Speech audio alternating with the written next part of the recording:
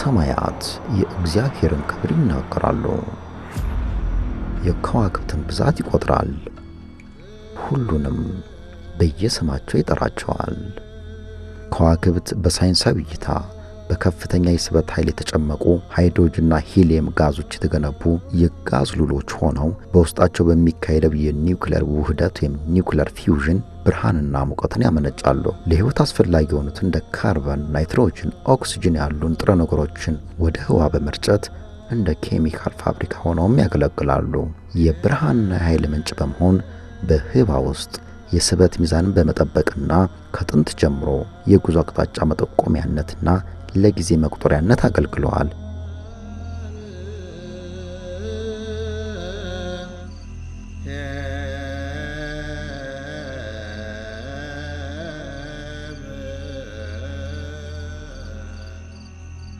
ከዋክብት እንደ መጠናቸው እንደ ሙቀታቸውና እንደ ቀለማቸው የተለያዩ ዘርፎችና ስያሜዎችም አሏቸው። በቤተ ክርስቲያን አስተምህሮ ለዘመን መቁጠሪያና ለምልክት የተፈጠሩ እንዲሁም ለጌታችን፣ ለቅዱሳን፣ ለመላእክት፣ ለሐዋርያትም ሚስጥራዊ ተምሳሌቶች ሆነው ቀርበዋል።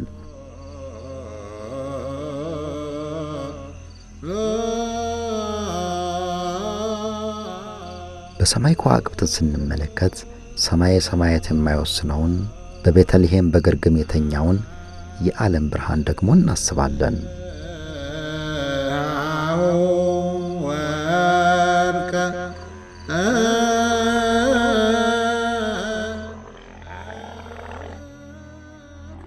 ከዋክብት ለሰማይ ጌጦች፣ ለምድር መብራቶች ብቻ አይደሉም። የፈጣሪን ጥበብ የሚመሰክሩ በቅዱሳት መጻሕፍትን ታላላቅ ምስጢራትን ወክለው የቀረቡ የብርሃን ልሳኖች ናቸው።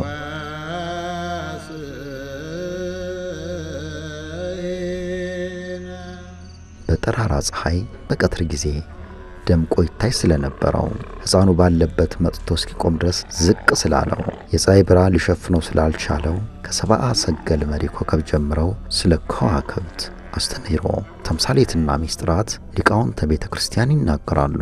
እግዚአብሔር ታላላቅ ብርሃናትን በአራተኛው ቀን ፈጠረ። ማለትም ማክሰኞ ማታ ለሮብ አጥቢያ ታላላቅ ብርሃናትን ፈጠረ።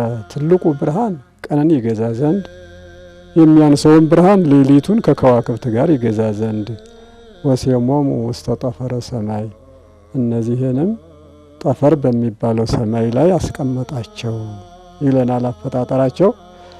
በዚህ ቀን ፈጥሮ ሰሌዳውን ከምን አስገኘ ቢሉ ሰሌዳቸው ፀሐይን ከእሳት ከነፋስ ከእሳት በመፈጠሩ ይሞቃል ይተኩሳል፣ በነፋስ በመፈጠሩም ይሽከረከራል ይላል አክሲማሮስ። ጨረቃንና ከዋክብትን ደግሞ ከውሃ ከነፋስ ከውሃ በመፈጠራቸው ይቀዘቅዛሉ፣ ጠልቆ ውርጭን ያመጣሉ፣ በነፋስ በመፈጠራቸው ደግሞ ይሽከረከራሉ ይሄዳሉ ይላል። እንግዲህ ሰሌዳቸውን ይህን ከፈጠረ ብርሃናቸው እስከምን አመጣ ቢሉ ለተሁድ የፈጠረው ብርሃን አለ። ዘፍጥረት 1:3 ላይ እንደምናገኝ ወይቤ እግዚአብሔር ለይኩን ብርሃን ወሆነ ብርሃነ፣ እግዚአብሔር ብርሃን ይሁን አለ፣ ብርሃንም ሆነ ካለው ከዚያ ብርሃን አምጥቶ 7 እጅ ለፀሐይ ቀባት ይላል። ብርሃን 7 እጅ ቀብቶ መላእክት ኑ ተመልከቱ ፍጥረቴን ቢላቸው መላእክት መመልከት ተሳናቸው ይላል። 7 እጅ ፀሐይ ብርሃኑ አየለ ስለነበረ ሊመለከቱ አልቻሉምና መላእክት የተሳናቸው ለሰው ልጆች እንዴት ይቻላል ብሎ ከዚያች ከፀሐይ 2 እጅ ብርሃን ለጨረቃ፣ 1 እጅ ብርሃን ለከዋክብት፣ 1 እጅ ደግሞ አንስቶ ለደመናት ሰጠ ይላል። ስለዚህ ለፀሐይ 3 ይቀራል። አሁን ዛሬ እንደምናየው ለፀሐይ 3 እጅ፣ የጨረቃ 2 እጅ፣ የከዋክብት 1 እጅ የተሰጠ ነው ማለት ነው። ብርሃናቸውን ከዚህ አስገኝቶ ሰሌዳቸውን ደግሞ ከነፋስ ከእሳት አስገኝቶ እግዚአብሔር በሰማይ ለሰው ልጆች ጥቅም ይሁን ብሎ አስቀመጠ ነው የሚለው። አገልግሎታቸው ብዙ ነው። ለሰው ልጆች የተሰጡ እግዚአብሔር እንድንገለገልባቸው ነው የሰጠን። መጀመሪያው አገልግሎት የምናገኘው ዘመናትን ለመቁጠር ነው። ሰዓትን ከዕለት፣ መዓልቱን ከሌሊት፣ ዓመቱንም ከዘመን እንድንቆጥር እግዚአብሔር ሰመዮ ለብርሃን መዓልተ ወለጽልመት ሌሊተ፣ ቀኑን ብርሃኑን ቀን አለው፣ ጨለማውን ሌሊት አለው ብሎ እግዚአብሔር እንደነገረን ቀን መቁጠር ጊዜ መወሰን ከዚህ ከዕለተ ረቡዕ ጀምሮ ነው። ፀሐይና ጨረቃ ከዋክብት ከተፈጠሩ ጀምሮ ነው። አንደኛው አገልግሎት 1 ዓመት 10 ዓመት 8000 እስከመባል ድረስ የዓለም የተሰጠው ለ8000 ድረስ የሚቆጠሩ በእነዚህ ብርሃናት በሶስቱ ነው ማለት ነው። ሁለተኛው ደግሞ የተሰጠን ለኛ የዚህ ፀሐይ ብርሃንና ሙቀት የሚስማማን ብዙዎች ነንና ብርሃን ጥቅም አለው፣ ሙቀት ጥቅም አለው፣ ከፀሐይ እናገኛለን። ውርጭ ደግሞ ብርድ የሚስማማቸው ደግሞ አሉ። ሌሊት ደግሞ ጨረቃና ከዋክብት ሲወጡ ደግሞ ጠል ያመጣሉ፣ እጽዋት ይጠቀማሉ። ሙሉ ፀሐይ ቢሆን ኖሮ ቀንና ሌሊት አረው ከስለው በሞቱ ነበር። ውርጭ ብቻም ቢሆን ደግሞ የሌሊት እንስሳትም እጽዋትም በተጎዱ ነበር ይላል። ስለዚህ እግዚአብሔር ባወቀ ብርሃንና ሙቀት ቀን ሌሊት ደግሞ ውርጭና ብርድ እየሰጠ እያፈራረቀ ፍጥረታቱን ለማስተዳደር ለኛ ይሄም ጥቅም ነው ማለት ነው። ሌላው ሶስተኛው ጥቅም የምናገኘው እሱን ስራ አይተን እንድናደንቀው መላእክት አመሰግኑ እንደተባለ እኛም እናመሰግነዋለን ማለት ነው። ለፀሐይ ዛኮንኖ መዓልተ ለወርኅ ወለኮከብ ዛኮንኖ ሌሊተ ይላል ነብዩ ዳዊት መዝሙር 135:6 ላይ በጥንት የነበሩ ሰዎች ብዙ ጊዜ በከዋክብት ጥቅማቸው ብዙ ነው። በመርከብ የሚነግዱ በባህር ላይ ሰማይ በሚመስለው ባህር ላይ ሲነግዱ የሚያገኙት በከዋክብት ነበረ። ሰዓቱን ያጠናሉ፣ ወሩን ያጠናሉ። በዚህ ወር ገሌ ኮከብ ይወጣል፣ በዚህ ሰዓት ይወጣል በሚል ከዋክብትን እያዩ መርከቡን ይነዳሉ፣ ወደሚያስፈልገው ሀገር ይሄዳሉ ማለት ነው። ይህ ነበረ ምልከታቸው እንጂ ሌላ ኮምፓስ ምናምን ይባል ነገር ያን ጊዜ አልነበረም። በየብስ የሚነግዱም እንዲሁ ሁሉም ያለ በረሃ ላይ አሸዋ ላይ ሲሄዱ በቅሎ ፈረስ ይዘው ይነግዱ ይችላሉ። ግን ኮከብ አጥቢያ አይቶ ነው የሚመሩ። መንገዱን እልም ያለ በረሃ ላይ ገብተው እንዳይቀሩ ከዋክብትን ተመልክተው እንደዚሁ አገሩ አቅጣጫ የሚወስደውን ይወስዳሉ። ቀን ፀሐይ ነው፣ ብዙ ጊዜ መሄድም አይቻልም። ዘይሁልቆሙ ለከዋክብት በምልኦሙ ወይጼውኦሙ ለኩሎሙ በባስማቲሆሙ ይላል መዝሙር 146:4 ላይ በየቁጥራቸው ስማቸው የሚጠራ ዙሃል፣ መሪህ፣ አቀርድ እያለ ስማቸውን የሚጠራና እግዚአብሔር ቁጥራቸውን የሚያውቅ እሱ ብቻ ነው ይላል። ብዛታቸው ብዙ ነው፣ ስማቸው ማውጥቶ የሚጠራው እሱ ነው። ግን ለኛ ጥቅም ብሎ ይህን ሁሉ እንድንጠቀም ሰጥቶናል ማለት ነው። ሶስት ናቸው የዕለተ ረቡዕ ፍጥረቶች፣ ፀሐይ፣ ጨረቃ፣ ከዋክብት ብለን ነው የምንቆጥራቸው። ትልቁ ፀሐይ፣ ቀጥሎ ጨረቃ፣ ቀጥሎ ከዋክብት ናቸው። በቤተክርስቲያን አስተምሮ ከዋክብት በምሳሌነት ብዙ ምስጢር ይዘው እናገኛቸዋለን። በምሳሌ ደረጃ መጽሐፍ ቅዱስን ስንመለከት አገልግሎታቸው የተፈጥሮ አገልግሎታቸው ነው ለምሳሌ ያበቃቸው። እንግዲህ እግዚአብሔር አምላካችን ለፍጡራኑ ካለው ፍቅር የተነሳ ፀሐይን ፈጥሮለታል በቀን እንዲያበራለት። ከዛ ደግሞ ጨረቃና ከዋክብትን በሌሊት። ጨረቃ የማትኖርበት ጊዜ አለ። ጨረቃ በማትኖርበት ጊዜ ሰማዩ እንደ ጨለማ እንዳይጫነን አልፎ አልፎ ለሰማይ ጌጥ ነው የጨለማውን መጠን ቀነስ አድርገው ለሰማይ ጌጥ ነው የሚኖሩ ናቸው የከዋክብት ዋና ስራቸው። እግረ መንገዱን ያው ፀሐይ፣ ጨረቃ፣ ከዋክብት የጊዜያት መስፈሪያ እንዲሆኑ ኦሪት ዘፍጥረት ምዕራፍ 1 ላይ የምናገኘው ማለት ነው። ጌታ በዕለተ ረቡዕ ብርሃኑን ሲፈጥር ዘመናት ምልክት ለጊዜያት መቁጠሪያ የሆኑ ለጊዜ መቁጠሪያ መለኪያ፣ ከዋክብትንም እንደዛ እንደ መቁጠሪያ ያገለግላሉና እግዚአብሔር ፀሐይ፣ ጨረቃ፣ ከዋክብትን የፈጠራቸው ዋና ዓላማቸው ለብርሃን ነው፣ ብርሃን መስጠት ነው። ይሄ የብርሃናቸው ዑደት ደግሞ እግረ መንገዱን ለጊዜያት ለዘመናት መለኪያ መስፈሪያ መቁጠሪያ ሆኖ ያገለግላል። እንደ ቤተክርስቲያን አስተምሮ ያው ከምግብ የሚቆጠሩ ናቸው። ምግብ የሚባለው እህልና ውሃ ብቻ አይደለም፣ ሁሉም ነገር ምግብ ነው። ብርሃናትም ምግብ ናቸው። እጽዋትም ምግባቸው የሚያዘጋጁ በብርሃን ነው። የጨረቃ የከዋክብት መኖርን የሚፈልጉ ፍጥረታት ብዙ አሉ። ተፈጥሯቸውን ማወቅ በዚያ እግዚአብሔር ማድነቅ መንፈሳዊ እውቀት ነው። ከዛ ደግሞ በከዋክብት ጊዜያትን ሰከንዶችን ቀምሮ መመራመር ደግሞ ይሄ ሀገራዊ እውቀት ጥበብ ነው። በእያንዳንዱ ሀገር ያለ ነው። ባላመኑትም አለ። ባላመኑት ለዛ ነው መንፈሳዊ እውቀት ማለት ነው። ባላመኑት ሁሉ አለ። ፀሐይ ሲወጣ ያሉ፣ ጨረቃ ሲወጣ፣ ኮከብ ሲወጣ የከዋክብቱን ተመራምረው አጥንተው ሁኔታቸውን ያጠናሉ። አማኞች አይደሉም። ስነ ፍጥረትን መገንዘብ ይሄ ጥበብ ነው፣ እውቀት ነው። ነገር ግን የሆነ ኮከብ ሲወጣ ያን የተወለደ ሰው እንዲሆኑ እንዲያሆኑ ከሆነ እድል ፈንታ ከመወሰን ጋር ሲደርስ ደግሞ ሌላ ነገር ይሆናል። ስለዚህ የቤተክርስቲያን ትምህርት ለማንኛውም ለየት አድርገን ቤተክርስቲያን በኩል ያላት እነዚህ ናቸው። ለጊዜ መለኪያ ስነ ፍጥረት ናቸው። እንደ ስነ ፍጥረት እግዚአብሔር ማመስገኛ፣ ለጊዜ መለኪያነት ለሰው ልጆች ብርሃን በመስጠት ከዛ ላይ ደግሞ ለመንፈሳዊ ነገሮች ምሳሌ በመሆን ማገልገል።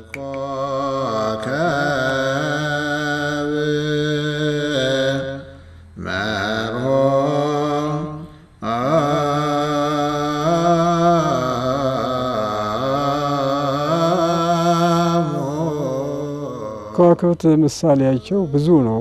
ብዙ አባቶች መስለዋቸዋል። መጀመሪያው የራሱ የእግዚአብሔር ምሳሌ ነው ኮከብ።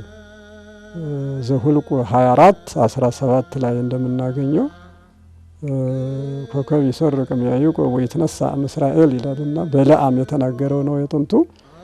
ሰፋ ያለ ታሪክ ቢኖረውም ኋላ እናየዋለን። ግን የመጀመሪያው ኢየሱስ ክርስቶስ ራሱ ምሳሌ የሆነለት ነው ማለት። ባላቅ ወልደ ሶፎር የሚባል ንጉሥ ነበረና እስራኤል 7 አፍላግ ከፍለው 7 ነገስታት ድል ነስተው የመጡ ሳችሁ ናቸውና እኔ የሚገዱኝ እባክህና መጥተህ እርገምልኝ አለው። ሀብተ መርገም ሀብተ በረከት ያደረበት ነው። እግዚአብሔር ያረገመውን እግዚአብሔር ያልጠላው እንዴት እጠላለሁ እያለ እስራኤልን 3 ጊዜ መረቀና ሶስተኛው ምንድን ያለ ኮከብ ከያዕቆብ ይወጣል ከእስራኤልም ንጉሥ ሆኖ ይወለዳልና ይነግሳል። ነገር ግን አየዋለሁ እዚህ አሁን አይደለም ማለት እመለከተዋለሁ ቅርብ ግን አይደለም ገና ሩቅ ነው የሚወለድበት ዘመን ለማለት ነው። ይሄን ተናግሮ እንግዲህ ያዕቆብ ለጊዜው አልፏል ማለት ነው። ይሄን መዝሙር እንዲያው ቅዱስ ያሬድ የልደት መዝሙር አድርጓል። ይሰርቅ ኮከብ እምያዕቆብ ወየአትት ኃጢአተ እስራኤል የሚለው የልደት መዝሙር መጀመሪያው ይሄ ነው ቅዱስ ያሬድ የወሰደው ማለት ነው። ከያዕቆብ ይወለዳል ብቻ አይደለም በአራተኛው ቀን ነው ብርሃናትን የፈጠረው። ለምን በአራተኛው ቀን ፈጠረ ስንል ከአራተኛው ትውልድ ጌታ መወለድ ምሳሌ ስለሆነ ነው። የያዕቆብ ልጅ አራተኛው ይሁዳ ይባላል። አንደኛው ሮቤል ነው፣ ሁለተኛው ስምዖን ነው፣ ሶስተኛው ሌዊ ነው፣ አራተኛው ይሁዳ ነው። ጌታችን ከይሁዳ ዘር ነው የተወለደው። መንግስትና እንዲሁ ማንኛውም አገዛዝ ከይሁዳ አይወጣም ተብሎ እንደተነገረው ከይሁዳ ለመወለዱ ምሳሌ አድርጎ በአራተኛው ቀን ፀሐይና ጨረቃ ከዋክብትን ፈጠረ ይላል። ስለዚህ ቡርክት አንቲ ማርያም ወቡሩክ ፍሬ ከርስኪ አለና ቅዱስ ያሬድ ፀሐይ ብሩህ ወወርህ ንጹህ ኮከብ ስርግው ሀበ ማርያም ሀደረ ይላል። በዚሁ ደግሞ ምን ለማለት ነው? ፀሐይም የሱ ምሳሌ ነው። ንጹህ ጨረቃ የተባለም የሱ ምሳሌ ነው። ስርግው ኮከብ የተባለም ስርግው ኮከብ ሀበ ማርያም ሀደረ በማርያም ዘንድ አደረ ብሎ ፀሐይም ጨረቃም የሱ ምሳሌ እንደሆኑ ያ ግን ምሳሌነቱ በድንግል ማርያም ላይ እንደሆነ ይነግረናል። ከይሁዳ መወለዱ ብቻ ሳይሆን ዮሐንስ ደግሞ በራእዩ ይነግረናል። ምዕራፍ 22 ቁጥር 16 ላይ አነ ውእቱ ዘም ነገደ ዳዊት ካለ በኋላ ኮከበ ብርሃን ጽባሃዊ ይላል 16 ላይ እና ከዳዊት ስርና ዘር የተገኘሁ እኔ ነኝ፣ አጥቢያ የብርሃን ኮከብም እኔ ነኝ ይላል። አሁን ከዳዊት ዘር ተወለደ የምንለውንም ከይሁዳ መገኘቱ ከያዕቆብ ጀምሮ ዝርዝሮ ሲመጣ የጌታችን ምሳሌ እንደሆነ በብዛት የምናገኘው ከሐዲሳትም ከብሉያትም ማለት ነው። ሌላ ምሳሌ የተነገረው እዚህ በኮከብ የአብርሃምን ልጆች መርቋቸዋል። ያው ከዋክብት እንደሆነ ይስሐቅን ለመስዋዕት ባቀረበበት ቀን ከልጅህ ይልቅ እኔን እንደምትወድ አውቄአለሁ፣ እግዚአብሔርን የምትፈራ መሆንህን አውቄአለሁና ዘርህን እንደ ሰማይ ከዋክብት በባህር ዳር እንዳለው አሸዋ አበዛልሃለሁ ብሎ ዘፍጥረት 22 ቁጥር 17 ላይ በምናገኘው ቃል ገብቷል። ጻድቃንን ከዋክብት አለ፣ ኃጥአንን አሸዋ ብሎ መስሏል። ጻድቃን ማለት ከዋክብት በሰማይ ይኖራሉና ጻድቃንም በመንግስት ሰማይ ይኖራሉ። ከዋክብት ብሩሃን ናቸው፣ ጻድቃንም ብሩሃን አእምሮ ናቸው። አሸዋ ቆሪር ነው፣ እነሱም ቆሪራነ ህሊና ናቸው። ኃጥአን አሸዋ ክቡድ ነው፣ ክቡዳነ ክሳድ ናቸው ይላል። አሸዋ መኖሪያው በቆላ በወንዝ ውስጥ ነው፣ እነሱም የሚኖሩት በሲኦል ነውና ይላል። ወንድሞቹ ሐዋርያትንም እንኳ ያው መስለዋል። በዚሁ በከዋክብት በሚለው ራእይ 12 አንድ ላይ ታላቅ ታምር በሰማይ ታየ ይልና ፀሐይ የለበሰች ሴት ጨረቃ በእግሯ በታች የሆነ እንተ ትለብስ ፀሐይ ወወርኅ ታሕተ እገሪሃ ወዲበ ርሳኒ አክሊል ዘአስርቱ ወክልኤቱ ከዋክብት ነው የሚለው እና ፀሐይ የለበሰች ያለኝ በቤታችን ናት። ፀሐይ የለበሰች ማለት ፀሐይን የወለደች ክርስቶስን ወወርኅ ታሕተ እገሪሃ ማለት ዮሐንስ መጥምቀ መለኮት ነው። ከእግሩ በታች ዮሐንስ ገና በማኅፀን ሆኖ የሰገደላት እመቤት ማለት ነው እና ወዲበ ርሳኒ አክሊል አለ ዘአስርቱ ወክልኤቱ በራሷ ላይም እንደ ፈርጥ እንደ ጌጥ ነው የኖሩ 12 ከዋክብት አሏት ማለት 12 ሐዋርያት ነው። እመቤታችንን ከበው ሁል ጊዜ ያመሰግኗት ነበርና ውድስት አንቲ በአፈ ነቢያት ወስቤት በሐዋርያት የምትባል እመቤታችን በ12 ከዋክብት ሐዋርያት ተከባ የመኖሯን የሚነግረን ነው ማለት ነው።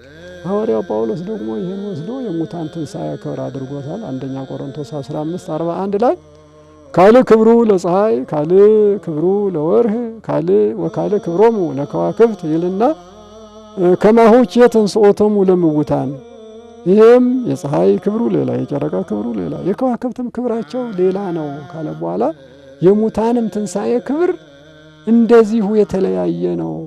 ከዋክብት ብልጫ እንዳላቸው ይነግረናል። ከዋክብት 3 አይነት ናቸው ይላል። አንደኛው ጎላ ጎላ ጎላ ብሎ የሚታዩ ትላልቅ ብርሃን ያላቸው አሉ።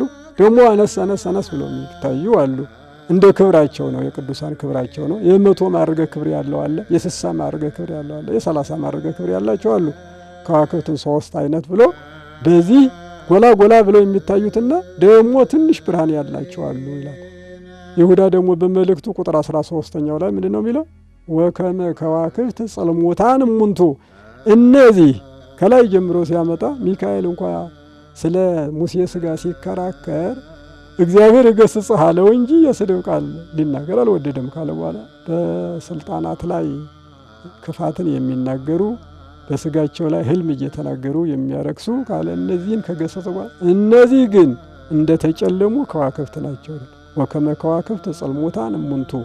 እነዚህ እንደተጨለሙ ከዋክብት ማለት የተፈጠሩ ከዋክብት አሉ፣ ብርሃን የሌላቸው ሰሌዳ ብቻ ያላቸው አሉ፣ ለኛ የማይታዩ በሰማይ ግን የተፈጥሮ የቀሩ አሉ። የኃጥአን ምሳሌዎች ናቸው። ዲያብሎስን ይመስለዋል። ዲያብሎስን ምን ነው የሚለው? የኢሳይያስ 14 ቁጥር 12 ላይ አንተ አጥቢያ ኮከብ እንዲህ ወደ ሰማይ አድርጋለሁ ስትል እንዴት ወደቅ? አንተ ብርሃናዊ ስትሆን እንዴት ጨለምክ? ብሎ ውርደቱን በብዛት ይናገራል። እውነትም ዙፋኔን ከሰማይ አስቀምጣለሁ፣ ልዑል ሰማያዊን እኔ ወርሳለሁ፣ ነግሳለሁ ሲል ወደ ታች የወረደ ዲያብሎስ ብቻ ነው። ብሩህ ኮከብ አለው፣ አጥቢያ ኮከብ አለው።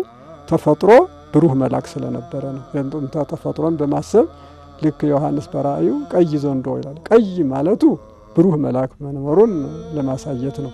ዘንዶ ማለቱ ግን በሙሴ እንደተጻፈ እባብ ተንኮለኛ ነበር ያለውን ለመጥቀስ ነው። እና ስለዚህ አሁን ኢሳይያስ ብሩህ ኮከብ ያለው ተፈጥሮን አስቦ ነው እንጂ ውርደቱን እዚያው ላይ አቅም እንደሌለውና ወደ ታች እንደወረደ 14ኛው ምዕራፍ ላይ ኢሳይያስ ዘክዝኮ ይነግረናል። ራእይ 12 ቁጥር 4 ላይም ደግሞ ዮሐንስ ያንን ወስዶ ምን ይለናል? ወበዘነቡ ይስህቦሙ ሳልስተ እደዊሆሙ ለከዋክብተ ሰማይ ወያወርዶሙ ውስተ ምድር ይላል። አሁን በጅራቱ የሰማይ ከዋክብት ሲሶ እጅ እየጠረገ ያወረዳቸው ይላል። ከእርሱ ጋር አብረው የነበሩት አማን በአማን አምላክ ነህ ያሉ አብረው እንጦርጦስ ወርደዋል። የተጠራጠሩ ይሁን አይሁን ያሉት ደግሞ በሰማይ ተንጠልጥለው ቀርተዋል። እነዚህ ሁሉ በወርደት ስለሆነ ወበዘነቡ ይስህቦሙ በጅራቱ እየጠረገ የሰማይ ከዋክብትን ይዘው ወረደ የተባሉ እነዚህ ወድቁ አጋንንት ናቸው። በተፈጥሯቸው ከዋክብት እያለ ስለሚጽፍ ማለት ነው። እና ኮከብ ምሳሌው ብዙ ነው። ምሳሌው ነው ተጠቅሰው እናገኛቸዋለን። ለጌታችን በለዓም ትንቢት ሲናገር በኦሪት ዘኍልቍ ምዕራፍ 24 ላይ እንደምናገኘው ኮከብ ከያዕቆብ ይወጣል፣ ከእስራኤልም ኃጢአትን ያስወግዳል። አየዋለሁ ግን አሁን አይደለም ሩቅ ነው ብሎ ተናግሯል። በለዓም ወደፊት የሚሆነውን ትንቢት ተናግሯል። አሁን ክርስቶስን ኮከብ ብሎታል። ኮከብ በጨለማ መካከል ሲወጣ ብርሃን እንደሚገልጽ 5500 ዘመን የሰው ልጅ ከእግዚአብሔር ተለይቶ በጨለማ ሲኖር፣ ጨለማ ማለት ከእግዚአብሔር መለየት ስለሆነ በጨለማ ሲኖር ያንን ብርሃን ለመግፈፍ ክርስቶስ ተወልዶ ለዓለም ብርሃን ሰጥቷል። በኢሳይያስም በማቴዎስም ተመዝግቦ እንደምናገኘው በጨለማ የሚኖር ሕዝብ ብርሃን ወጣለት ተብሎ ተነገረ። ለቅዱሳን ምሳሌ ሆኖ ይነገራል በብዙ ቦታ።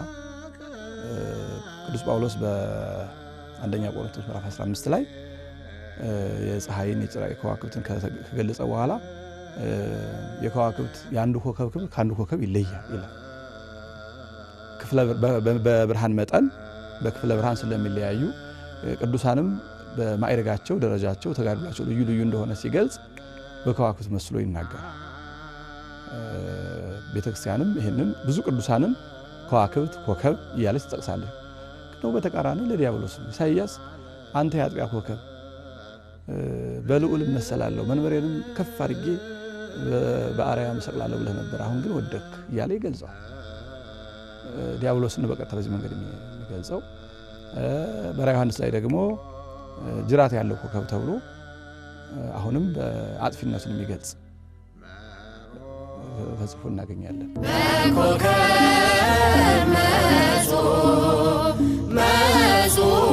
ሰብአ ሰገል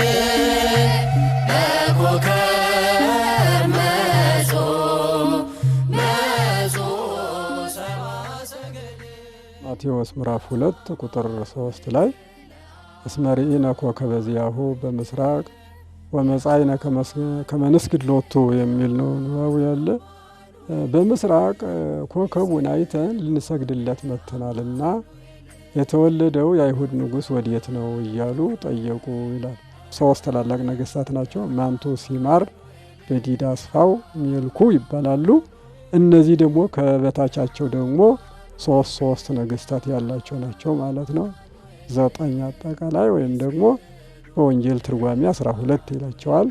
9ኙ ተመልሰዋል። ከኋላቸው ጦር ተነሳ ቢሉም ስንቅ አልቆባቸው ቢሉም ተመልሰዋል ይላል። ከበረከተ ልደቱ እንዳላሳተፈ ያሳያል ይላል። 3ቱ ኢየሩሳሌም ደርሰዋል። ከተማ ሲገቡ ወይም ሰው ሲያገኝ ይሰወር ነበርና ከዚያ ሲደርሱ ተሰወረ። ሰው መጠየቅ ጀመሩ። ይሄ ኮከብ እየታያቸው ማለት ነው። ይህን አባቶች ኮከብ ነውን ወይስ መልአክ ነው ብለውታል። መልአክ ነው ብለውታል። መልአክ ነው። ምክንያቱስ መልአክ መሆኑ በምን ይታወቃል ቢሉ ኮከብ በሌሊት እንጂ በቀን አይታይምና ቀን በመታየቱ፣ ኮከብ ወደ ምዕራብ ይሄዳል እንጂ ወደ መስእ አይሄድምና ወደ መስእ በመሄዱ፣ እንደዚሁም ኮከብ መጥቆ ወደ ሰማይ ይሄዳል እንጂ በቆመ ቢሲ አቆልቁሎ ዘግዝቆ አይሄድምና በቆመ ቢሲ ዘግዝቆ በመሄዱ ስለዚህ መልአክ ነው ይሉታል።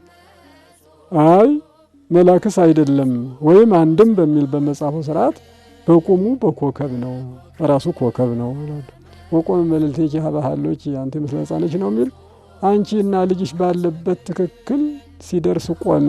በእጅ ጠቅሶ እንደማሳየት ሕፃኑ ባለበት ላይ ቆመ፣ ደስ አላቸው ይላል። እነሱም እንግዲህ እዚያ ደርሰው ወርቁን፣ ዕጣኑን፣ ከርቤውን እንደገበሩ እዚያው ታሪኩ ይነግረናል ማለት ነው። እና በምን በኮከብ መራቸው የሚለው በሚያውቁት ሲባል እስከዚያው ኮከብ ያመልኩ ነበር። አሁን ግን ኮከብ ምን አላቸው? ገሰጻቸው ማለት ነው። እኔን አታምልኩ፣ እውነተኛው አምላክ ነው ላሳያችሁ፣ ይሄ ነው በቃ ይሄን አምልኩ ብሎ ከዚያው አደረሰ። አሕዛብ በዚህ ተምረዋል።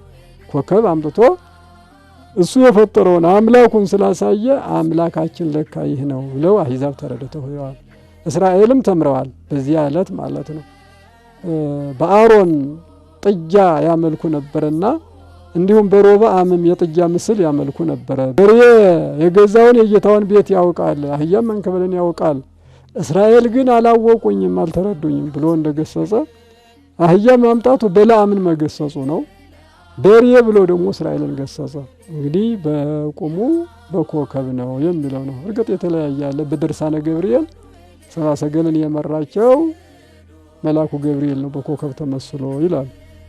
በድርሳነ ዑራኤልም እንደዚያው መልኩ ሳይቀር ዑራኤል ኮከብ ለሰብአ ሰገል ሄራን መርሆም ወአብጽሖም እስከ ቤተልሔም መካን በአስተርእዮቱ ለወልድ ዘድንግል ሕፃን ይላል ብሎ ደራሲው ለዑራኤል ይሰጣል፣ ለገብርኤልም ይሰጣል። ምሳሌ ቅድም ከላይ እንዳየናቸው በብዙ ይመሰላል ኮከብ። ሆኖም ግን ይሄን በቁሙ ኮከብ ነው። ምክንያቱም ወደ መስእ የሚሄደውን ወደ ቤተልሔም እንዲሄድ ወይም ደግሞ መጥቆ የሚሄደውን ዘግዝቆ እንዲሄድ የማድረግ ሌሊት የሚታየውን ቀን እንዲታይ የማድረግ ችሎታ የሱ ስለሆነ በኮከብ ነው የመራቸው በሚለው ይጸድቃል ማለት ነው። ይሄ ተአምር ነው። አንድን ተአምር የሚያሰኘው ከተፈጥሮ ዑደት ውጪ ከተለመደው በተለየ መንገድ ከተንቀሳቀሰ አዲስ ክስተት ወይም እንቅስቃሴ እስካሁን በተለመደው የተፈጥሮ ሕግ አለ። ከተፈጥሮ ሕግ ውጪ የሆነ ነው ተአምር የሚባለው። በሰው አቅም ሊሆን የማይችል በእኛ ጉልበት፣ እውቀት፣ ምርምር ሊደረግ የማይችል የማይገመት እንዲሁም አንዳንዴ ሕሊና የማይገመተው ነገር ሲሆን ተአምር ይባላል። አሁን የሰብአ ሰገል ተአምር እነዚህ የፍልስፍና ሰዎች ናቸው። በብዛት በከዋክብት በአስትሮኖሚ ቀደም ባለው ሳያምኑ በምርምሩ ከፍ ብለው የሄዱ ሰዎች ናቸው። ስለዚህ በጣም በሚያውቁትና በለመዱት ስቦ ነገር ግን ይሄንን በጣም እስከ አምልኮት ድረስ የደረሱበት ስለሆነ ኮከቡ ይሄ አምላክ ነው የሚሉት ኮከብ መርቶ ነው አምላክ ነው አይደለም አምላኩን ስላሳያችሁ ብሎ መርቶ አደረሳቸው። ተአምር የሚያሰኘው ምን ያልን እንደሆነ አንደኛ ቦታውን ለቆ ወርዷል። በሰው ቁመት ልክ ነው የሚጓዘው። በሰው ቁመት ልክ ኮከብ መጥቆ ነው በአየር የሚኖረው። ይሄ ግን ዝቅ ብሎ በሰው ይሄ ተአምር ነው እና ጉዟቸው ከምስራቅ ወደ ምዕራብ ነው። ይሄ ግን ወደ መስ ነው ሄደ ነበር። ስለዚህ ቦታ ለቆ ዝቅ ብሏል። አቅጣጫ ቀይሯል። ከተለመደው ጉዞ መስመር ሁሉ ከሚሄድበት ከምስራቅ ወደ ምዕራብ መሄዱን ትቷል። ከዚያ በኋላ ደግሞ ከሰው ሲገናኙ ይጠፋቸዋል። መንገድ ማሳየት አይደላላማው ከሰው ሲለዩ ተአምር መሆኑ የሚታወቀው በዚህ ነው። ለነዛ ያልተሰጣቸው ስለሆነ ለነዚህ ተአምር ስለሆነ ለሰብአ ሰገል ከሰው ሲደርሱ ይጠፋባቸዋል። ከሰው ሲለዩ መንገዱን ይመራቸዋል። ይሄ እግዚአብሔር በኮከቡ ላይ ያደረገውን ተአምር ነው የሚያመለክተው። መልአክ ነው የሚል ብለው የተረጎሙ አሉ። ምክንያቱም ኮከብ ዝቅ ብሎ እንጂ ኮከብ መጥቆ እንጂ ዝቅ ብሎ አይሄድም። ኮከብ ሌሊት እንጂ ቀን አይታይም። ይሄ ግን ቀን ሁሉ ይታያል። ቀን ሁሉ ሲመራቸው ነው የሚውለው።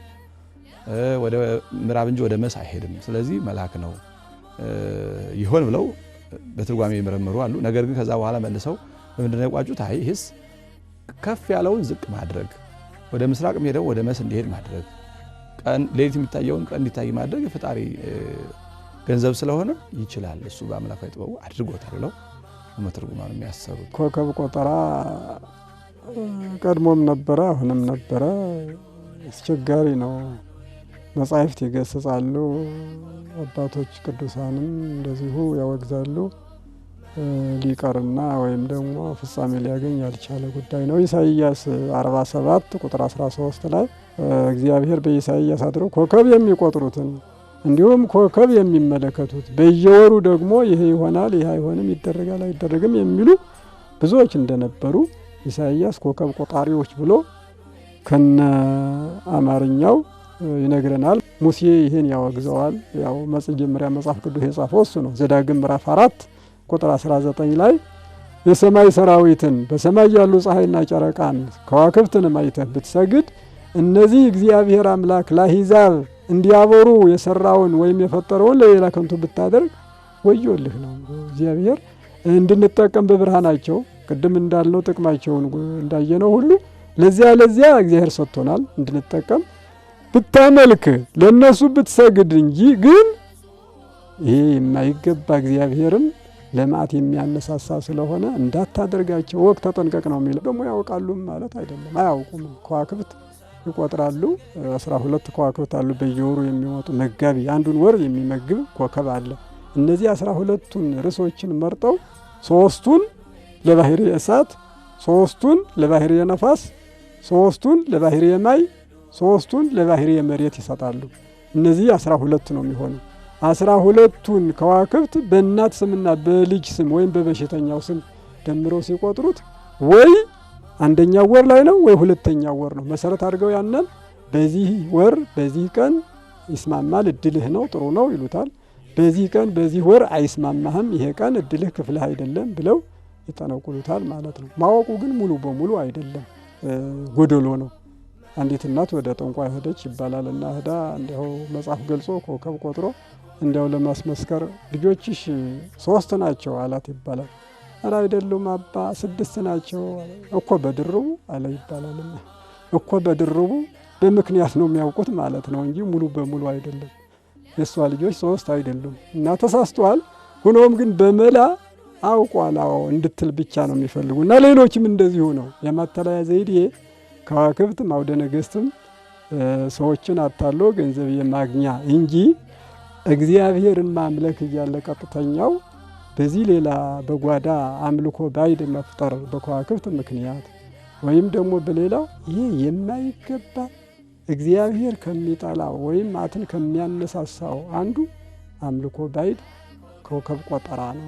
ከዋክብትን ስናስብ አጠቃላይ ስለ ስነ ፍጥረት የሚነገረው ትምህርት በተለይ ከዋክብት ጋር ያለው 3 አይነት ነው። አንደኛው አሁን ያልነው መንፈሳዊ ትምህርት ነው።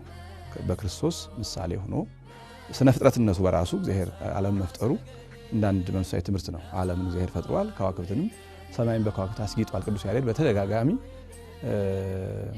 አሰርገው ሰማይ በከዋክብት ወምድረኒ በስነ ጽጌያት ሰማይን በከዋክብት አስጌጠ አሸበረቀ፣ ምድርን ደግሞ በአበቦች ውበት አሸበረቀ ይላልና እንዲህ አድርጎ መፍጠሩ ይነገራል። ይሄ መንፈሳዊ ትምህርት ነው። ለራሱ ለክርስቶስ፣ ለቅዱሳን መላእክት፣ ለጻድቃን፣ ለሰማዕታት ምሳሌ ሆነው ይነገራሉ። ይሄም መንፈሳዊ ትምህርት ነው። ለጊዜያት መለኪያ ይሆናሉ። እግዚአብሔር በመጽሐፍ ቅዱስ ያስቀመጠው ነው። ከዚያ ባለፈ ደግሞ በጥናትና በምርምር የተገኘ ማንኛውም ዓለም እንደሚያደርገው አሁን አስትሮኖሚ ተብሎ የሚጠቀሰው ማለት ነው። ስለ ስነ ከዋክብት፣ ስለ ልዩ ልዩ እጽዋት የሚነገር ዓለማዊ እውቀት አለ። ይሄ ደግሞ ሀገራዊ እውቀት የሚባል አንድ ሌላ ክፍል አለ። ሶስተኛው ደግሞ ጥንቆላ ነው። አሁን ሰው የሚቸገረው የኛ ሰው ሶስቱን መለየት ይቸገረዋል። ጥቅልል አድርጎ ሁሉንም የቤተክርስቲያን ማድረግ የሚፈልግ ሰው አለ። ጥቅልል አድርጎ ሁሉንም የጥንቆላ ማድረግ የሚፈልግ ሰው አለ። ይህ ስህተት ነው። መንፈሳዊ ትምህርቱን ሀገራዊ እውቀቱንና ጥንቆላውን መለየት ያስፈልጋል። የከዋክብትን ኑባሪያቸውን፣ አካሄዳቸውን፣ ማዕረጋቸውን፣ የብርሃን መጠናቸውን፣ የጉዞ ስልታቸውን፣ የዘመናት ተከፋፍለው በሚያዝያ የሚወጣው የአጥቢያ ኮከብና በግንቦት የሚወጣው በሰኔ የሚወጣው ይህን ማወቅ ጥበብ የሚባለው ነው። ይህ እውቀት ነው፣ ምርምር ነው። በበጎ ከያዙ እግዚአብሔር ለማመስገን ይጠቅማል። ስነ ፍጥረት መመራመር በእምነት የሆነ እንደሆነ ጥቅም አለው። ይህን የፈጠረ እግዚአብሔር ነው የሚለውን መሰረት ይዞ የሄደ እንደሆነ እየተመራመረ እየደረሰ እግዚአብሔርን እያመሰገነ የአስትሮኖሚ ምርመራ ነው የሚባለው። ይሄ አሁን በእኛ ሀገር ያለው ኮከብ ቆጠራ የሚባለው ኮከብ አይደለም የሚቆጠረው፣ ፊደል ነው የሚቆጠረው። ፊደል ይቆጠርና የሰውየው ስሙ የኔ ስም ኃይለ ማርያም ከሆነ ሀ ማንኛይቱ ሀ ናት ምናምን ተብሎ ያ የስሙ ድምር ተቆጥሮ ምናምን ከሆነ ኮከብ ጋራ 12 ከዋክብት በ12 ወር በዚህ ባውሻር የተቀመጡ በ12 ወሮች 12 መጋቢ ኮከቦች የሚባሉ አሉ። እንደ ዋና ሆነው የሚመሩ መጋቢዎች ናቸው እና የመስከረም ገሌ ጥቅምት የህዳር የታህሳስ ብለው የሚቀመጡ 12 መናዝል የሚሏቸው አሉ በአቡሻህር ትምህርት። ከዛ በኋላ ጥንቆላው ምንድነው የሚያደርገው? ከዛ ይወስድና ለምሳሌ 3 ከቀረ ሶስተኛው ኮከብ ማን ነው? ሶስተኛው ኮከብ ገሌ ነው ይባልና እጣ ፈንታ ይበየናል። ይሄ ፍጹም ጥንቆላ ነው። ጥንቆላ የሚባለው ይሄ ነው። ገሌ ኮከብ የሆነ ሰው ምክንያቱም ያ ኮከብና እኔ ምን ያገናኘናል? ያ እኔን ለመጥቀም የተፈጠረ ሌላ ፍጥረት ነው። እኔ ደግሞ እግዚአብሔር ለማገልገል የተፈጠርኩ ሌላ ፍጥረት ነኝ። መንፈስ ቅዱስ የሌለበት ጸጋ እግዚአብሔር ያልገለጸው ቤተክርስቲያን የማታስተምረው አንዱን ሰው ከሆነ ኮከብ ጋር እያጣመዱ ሁለት ስነ ፍጥረቶችን አንዱ ባንዱ ላይ እጣ ፈንታው እንዲወስንበት። እጣ ፈንታ የሚባል ትምህርት የለም በእኛ ቤተክርስቲያን። በነገራችን ላይ አንደኛ እጣ ፈንታ ፕሬዲስቲኔሽን የሚባለውን ገና ቅድመ ውሳኔ የሚባለውን ነገር የሚያመጣ ነው። በቤተክርስቲያን የተወገዘ እግዚአብሔር በማንም ላይ አስቀድሞ አልወሰነም። ሀገራዊ ምርምሩንም በተቀመጠው ስልትና መንገድ ወደ ርኩሰት ወደ ባዕድ አምልኮ ሳይሄድ መንፈሳዊ እውቀቱንም ባዕድ አምልኮውንና ተራውን ሳይቀላቅል መንገዱን ይዞ እንዲሄድ ማድረግ ያስፈልጋል። እሱ ላይ በጣም ይጎለናል። ለኮከብ ጥሩ አመለካከት ያለው ሰው ሁሉንም ጠቅልል አድርጎ እንዲያው እኮ ተነቅፎ ነው እንጂ መነቀፍ አልነበረበትም ብሎ አውደ ነገሥቱን ሁሉ ቤተክርስቲያን ማስገባት የሚፈልግ ሰዋል። አውደ ነገሥትን በመጥላቱ ምክንያት ኮከብ የሚባል ነገር ስነ ፍጥረት ሁሉ ሊነቅፍ የሚሞክር ሰዋል። ስለዚህ እንዲህ ለይቶ ማየት ጥሩ ነው። ኮከብ መጾ ሰብአ ሰገል ኮከብ መጾ ሰብአ ሰገል ለአማኑኤል